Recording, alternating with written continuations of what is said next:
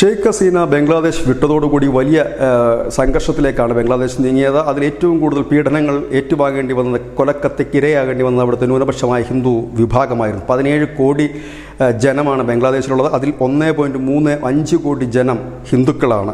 അതിൽ ഹിന്ദുക്കൾ ഏറ്റവും കൂടുതലുള്ള ജില്ലകളായ ഗോപാൽഗഞ്ച് 26% ഹിന്ദുക്കൾ, മൗലവി ബസാർ 24% ഹിന്ദുക്കൾ, താക്കൂർഗാവ് 22% ഹിന്ദുക്കൾ, ജാസോർ 20% ഹിന്ദുക്കൾ. ഈ ജാസോറിലാണ് ഏറ്റവും കൂടുതൽ ഹിന്ദുക്കൾ കൊല ചെയ്യപ്പെട്ടതും വലിയ രീതിയിലുള്ള പീഡനങ്ങൾ ഏറ്റുവാങ്ങേണ്ടി വന്നതും.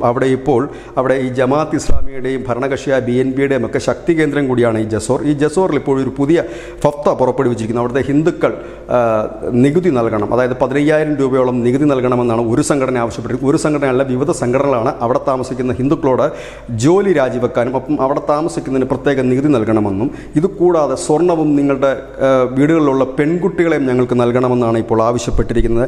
ഏതായാലും വലിയ ഭീഷണിയുടെ നിഴലിലാണ് അവിടുത്തെ ഹിന്ദു സമൂഹമെന്ന് പറയാതിരിക്കാൻ കഴിയില്ല.